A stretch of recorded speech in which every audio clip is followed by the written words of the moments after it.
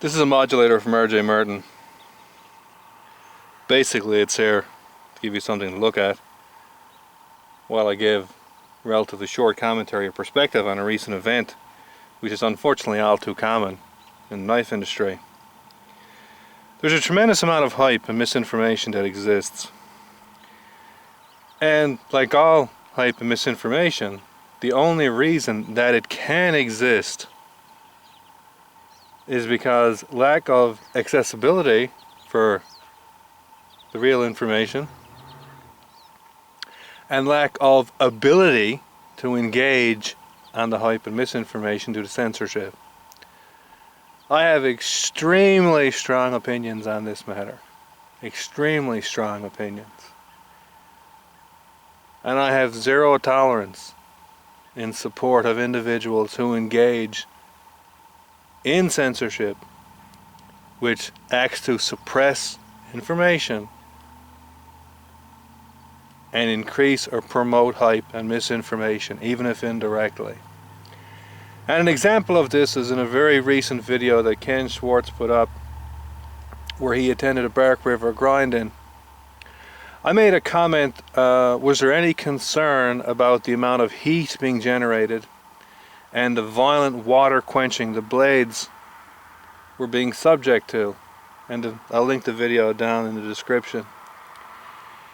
And there was some response from a Bark River representative which basically said, hey man, we've been making knives for a long period of time, we know what we're doing and we're not changing, which is a rather unfortunate response from a customer service representative. No explanation, no commentary, just we're doing what we're doing, and if you don't like it, too bad. The reality is there's a very strong metallurgical argument for why you don't power grind and you especially don't water quench steels of that nature. Roman Landis, who's a metallurgist, knife maker, works in the field as a consultant and makes knives, has been very strong in presenting the real metallurgical data behind this, and is a very strong proponent of not doing it.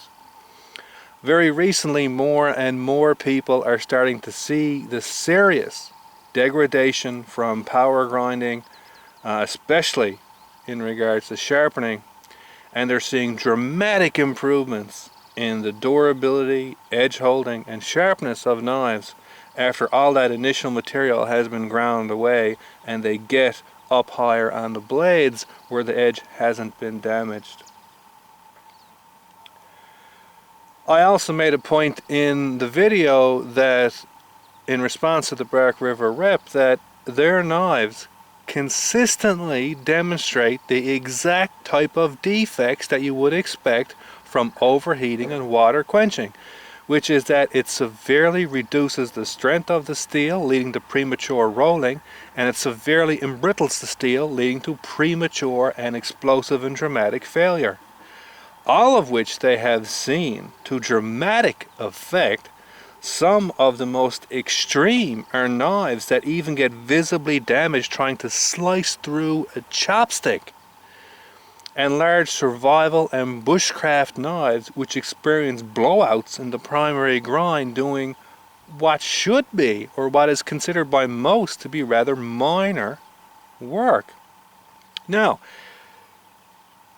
there is always, or should be, an opportunity for someone to come in and argue, well, that's not right. Present their own evidence and do that, which I don't have a problem with.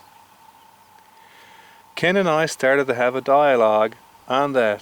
I presented the metallurgical based argument for it, and Ken's argument was basically, well, I don't think it's a problem, and I bet when I get the knives they'll perform satisfactory. My response to that was, all that would show, even if that was the case, is that you don't have the ability to discriminate the effects. And the last point I made was basically, modern cutlery steels are tremendously advanced. In fact, some of the most advanced materials are found in cutlery steels, and you have materials like this which are just extreme. This is S110V, which is a powdered metallurgy based steel, which is one of the most advanced stainless steels on the market, extremely expensive. So when you take the amount of precision and effort and control and knowledge that it takes to make a steel like this, and then when you make the knife out of it, you subject it to completely random heats and violent quenches, it just seems to me to be ludicrous to not put any effort or control into that process after putting so much time into making a very precise steel and making sure the microstructure is kept in that very precise format through proper normalization and then proper soaking and proper quenching and proper tempering and cryocycles and all this. And then bam, shove it on a belt and press as hard as you can and sparks are flying everywhere, and then jam it down in water which violently explodes into steam. I have no concern about that. And as a example, I said, imagine if you went into the knife maker's shop and he turned on his heat treating oven, and you saw no thermocouples, no control of temperature or time of any type whatsoever.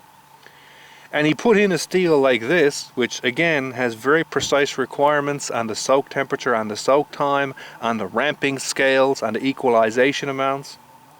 And you asked him and you said, how do you control the temperature and the time? I mean, that's a relatively particular steel.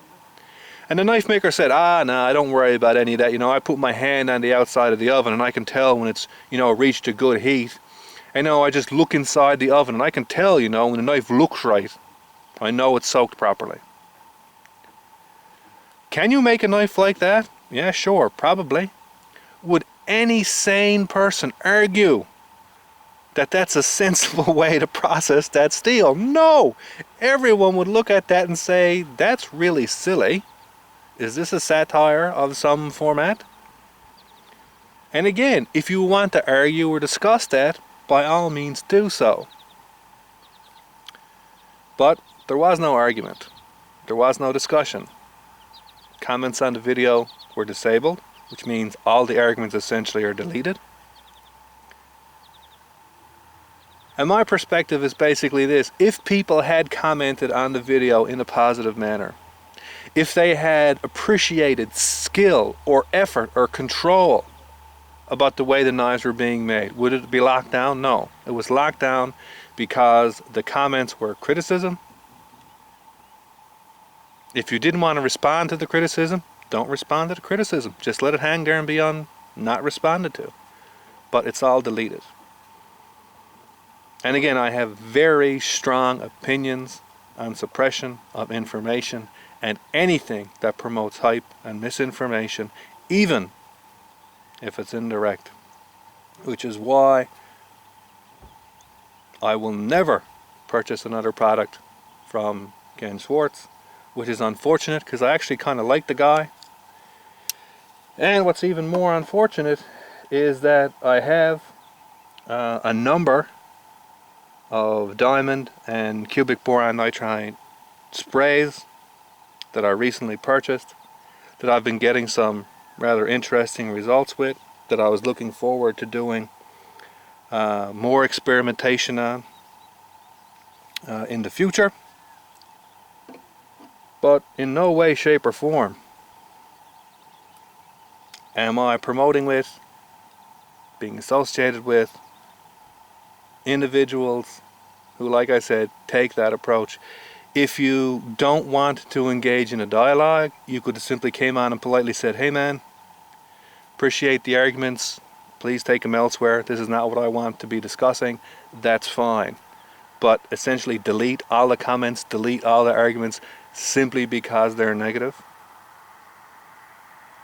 Again, that's a personal choice every individual has to make. I don't support, endorse, have anything to do with that type of behavior, no matter what it is. I've always been about open discussion. I've always encouraged it. And it's unfortunate for me to see that happen. But here's the reality. There's other people who make abrasives. diamond and cubic boron nitride.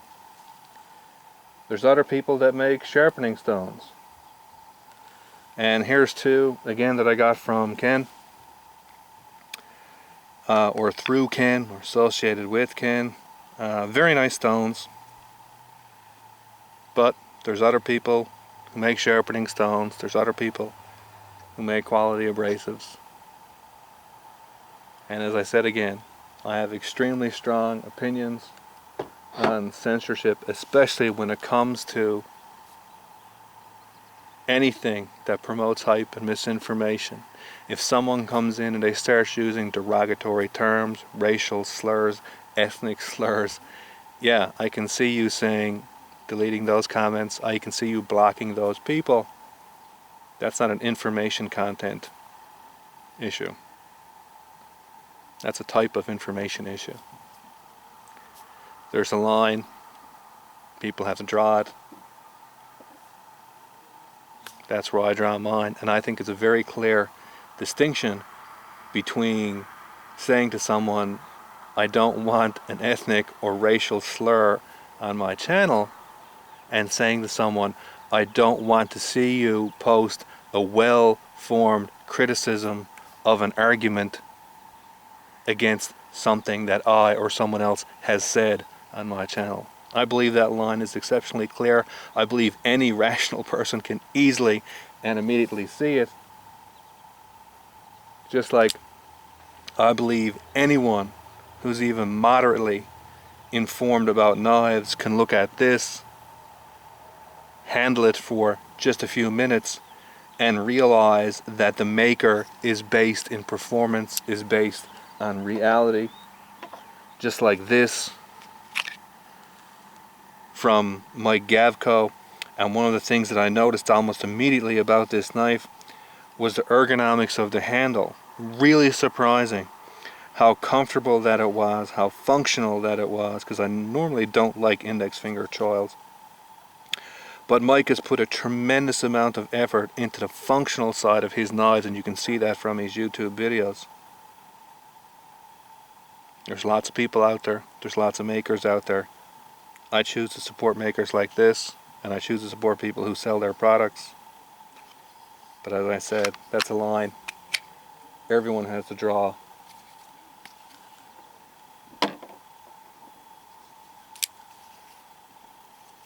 And to end on a positive note,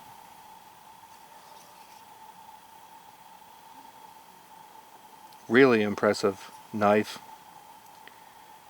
and probably one of the very few folders that I don't think I'm going to regrind.